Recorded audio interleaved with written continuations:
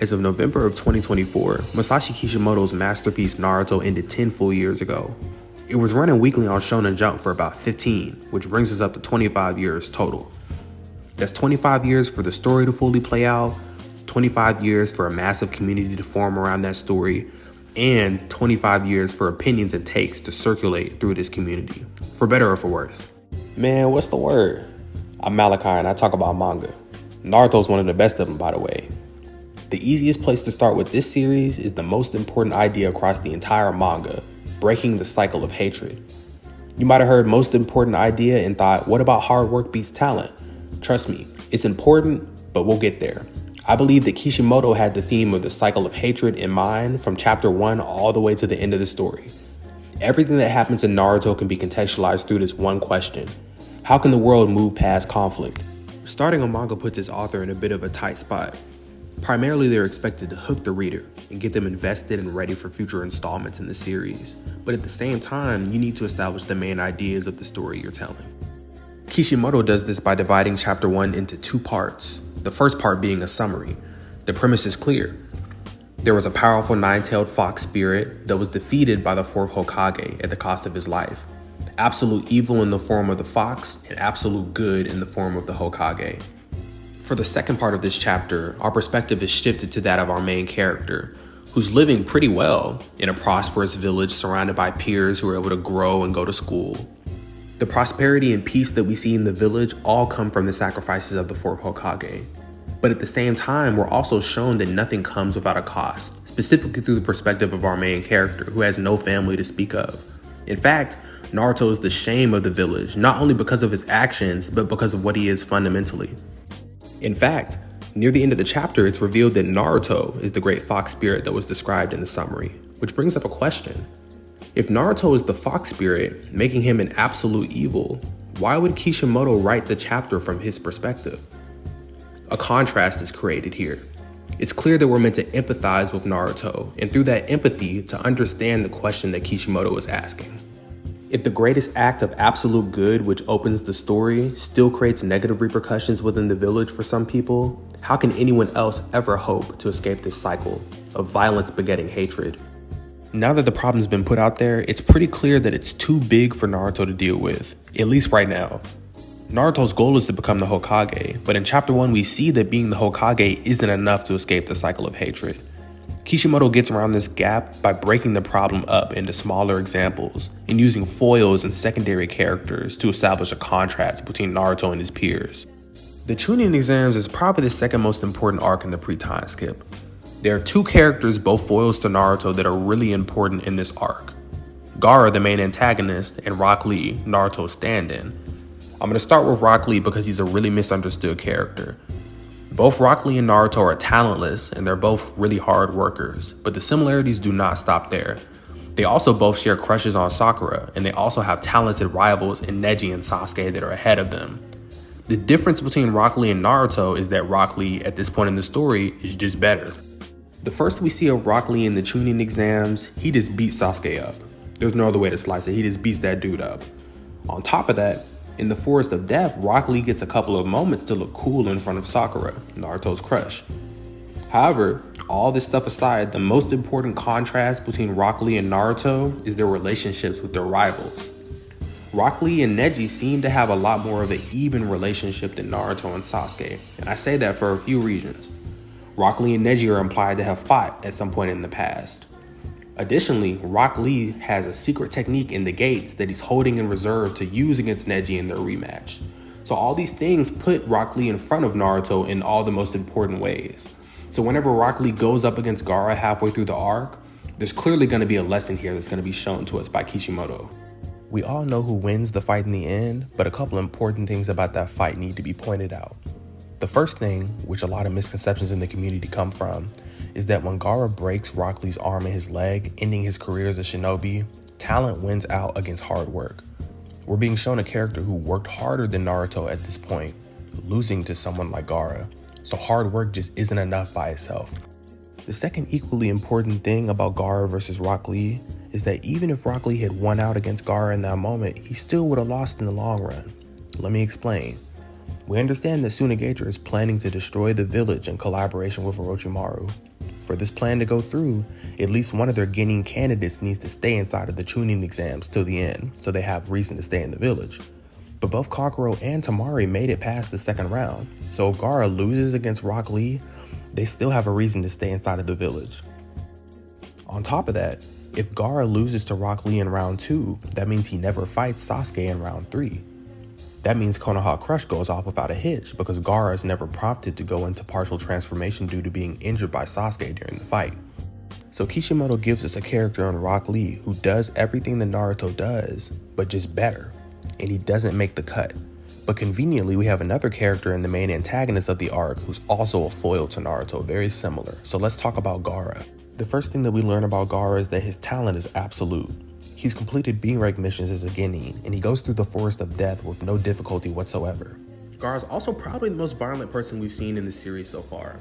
But other than his exceeding talent and his capacity for violence, we really don't learn much about him until he starts interacting with Naruto. Chapters after Naruto is training with Jiraiya to learn about the Nine Tails' power, Gaara mentions that he also has a monster inside of him as well. Suddenly, Gaara goes from someone who was originally in that strong, scary guy trio of Neji, Gaara, and Sasuke to someone who was more like Naruto than we could have expected. As soon as that parallel is drawn, we know what to expect. Naruto isn't there yet, but he actually replaces Neji in that talented trio by defeating him in the Chunin Exams. Naruto's use of the Kyuubi in these moments is an example of his talent that was given to him at birth. So whenever Naruto and Gaara fight at the end of the arc, Naruto's set up to be a hard worker just like Rock Lee, but with talent just like Gaara. But even that's not enough. Even if he had defeated Gaara at that moment without understanding him, Gaara still would have been unchanged. So the specific understanding that Naruto gives to Gaara, partially through the connecting nature of chakra, is really important to how the fight resolves itself, because changing who Gaara is as a person has exceeding ripple effects that spread through the rest of part 1 and into part 2. So Kishimoto makes use of Gaara and Rock Lee as foils to Naruto throughout the Chunin Exams to explain to us just how different our main character is and how he's eventually going to be able to solve this huge problem of cyclical hatred. Despite all this setup in the Chunin Exams, Naruto still faces a major failure in the most important arc of the pre-time skip, that being the Sasuke Retrieval arc, of course. If the Chunin Exam centers around foils and secondary characters, Sasuke Retrieval is all about brotherhood. This is where we see Sasuke and Naruto fight for the first time, both at the beginning and the end of the arc. This is whenever we see them admit that they're friends for the first time. This is whenever we see Naruto acknowledge Sasuke as a brother. But at the same time, the pervasive influence of Sasuke's other brother, Itachi, hangs over the entire arc, influencing his actions. And at the end of the day, the reason why Naruto isn't able to bring Sasuke back to the village is because he fundamentally doesn't understand Sasuke at this point. Sasuke says it the best himself. Naruto won't be able to understand Sasuke at this point in the story because Naruto never had any family to speak of, while Sasuke had his family and lost all those bonds at the hands of his brother of all people. So the fight is being fought by people with entirely different stakes. Sasuke needs to flee the village and go to Orochimaru for power because of his duty. He's willing to sacrifice his bond with Naruto for that. But Naruto just wants to bring his brother back to the village, and their difference in mentality is shown by how they handle the final clash. Naruto goes to scratch Sasuke's headband as a brother and a rival, and Sasuke goes for Naruto's chest because he understands what he needs to do to get away. The end of Sasuke Retrieval completely defies all the expectations that we've developed for Naruto over the first part of the story. We've seen him succeed arc after arc, so to see him fail to get through to Sasuke at this crucial moment is a complete surprise. So what does Kishimoto do in the face of this failure? Well, in the gap between part 1 and part 2, we get Kakashi Gaiden. The reason why this part of the story is right here is because we're introduced to the most important parallel that we'll see in the story. Not Hashirama, not Ashura even later on, and not Rock Lee. We're talking about Obito Uchiha. Obito and Naruto are more similar than anyone that I'll talk about before or after. They're both traditionally talentless but hard workers, and they both have potential that they can't quite reach. Obito is a Uchiha, but his Sharingan aren't awakened yet, just like Naruto not being able to control the Kyuubi early on in part 1. Obito has a crush on Rin, just like Naruto and Sakura, and Obito is directly under the mentorship of Minato, the absolute good that was established right on the first page of the series. Obito's dynamic with Kakashi is even more uneven than Naruto's dynamic with Sasuke. Kakashi is a Jonin, directly a rank above Obito. As Kakashi Gaiden unfolds, we get Kakashi's background. specifically his childhood and his relationship with his father. Due to his father's untimely end, Kakashi will uphold the shinobi code strictly, at any cost, including his friends and teammates. Obito's mindset is in direct opposition to this, and they butt heads over whether or not to rescue Rin. Eventually, Obito gets through to Kakashi, and he awakens his hidden potential in the Sharingan. Obito and Kakashi acknowledge each other, and they fight together as equals, a direct parallel to Sasuke and Naruto's fight that happened a few chapters before. They rescue Rin, and Obito dies by chance, right at the beginning of his potential, right at the beginning of his dream to become the Hokage. And the story ends there, or so we think. After Kishimoto uses the gap between part 1 and part 2 to establish the parallel between Obito and Naruto, he gradually uses part 2 to build up to two massive battles. Pain's assault on Konoha with Pain and Naruto, and the fated battle between brothers that had been built up since the second chapter of the series. I'll start with Itachi. Kishimoto uses Itachi while he's alive to establish a contrast between the brotherhood that Sasuke has with Naruto. Itachi is the worst brother. During the fated battle between brothers, by even Itachi's own words himself, he functions as a villain, even if he's intending to protect the village. He fights Sasuke, he puts him under genjutsu, he instills him with hatred, and most grievously, he manipulates Sasuke into becoming a hero to attempt to salvage something out of the unfair situation that Itachi and his clan was put into. In the end though, his efforts backfire, and Sasuke is filled with an incredible amount of hatred and primed to destroy the village that Itachi was trying to protect. It's clear that Kishimoto was trying to say that Itachi's methods here are not working. Pain is a more direct Naruto comparison. He grew up in the space between the warring villages, so he has a familiarity with the never-ending cycle of hatred that not a lot of other people in the series really have. He's fundamentally talented with the Rinnegan, but he has to train to master it, and coincidentally he trains with Jiraiya, Naruto's master. Whenever Yakuho dies, he basically crashes out. Nagato's close ties to Obito also create the Akatsuki, the organization that killed Gaara temporarily, killed Chio, capture all the other Jinchuriki, and rack up a whole list of crimes. When Nagato comes into conflict with Naruto directly, they share a master who Nagato killed, so it's the most personal conflict that Naruto has had in the story so far. Naruto is forced to overcome his pain over his master's death, to bridge the gap of understanding and get through to Nagato, and he's rewarded. Everyone who Nagato killed in his invasion of Konoha is brought back to life. So it's clear that Kishimoto was slowly starting to make the scale of these examples larger and larger. We're getting close to the resolution of the entire series. The resolution of the Pain invasion also marks Naruto being recognized by the village. After the end of Prophecy and Vengeance, Kishimoto starts ramping up for the war arc. But before we can get there, we gotta have a meeting. The 5 Kage Summit. One idea is clearly communicated across this arc. There's no trust whatsoever between the villages. Even in the face of an existential threat that is gradually picking off their Jinchuriki and their Biju in the Akatsuki, no one can trust one another. Danzo is manipulating people through genjutsu, A's breaking desks, and Oniki can't trust anyone either. It actually takes the main villain of the entire story at the time to pull up to the meeting and declare war on the entire world to get the Kage to agree on anything. And at the same time, Sasuke is also invading the meeting on a crash course looking to kill Danzo, which brings him into contact with Kakashi and Sakura. Sasuke's interactions with Karin, and then later Kakashi and Sakura, show completely that he's a completely different person now, prepared to kill just about anyone. So whenever he comes into contact with Naruto, they both understand that if they fight, they'll die.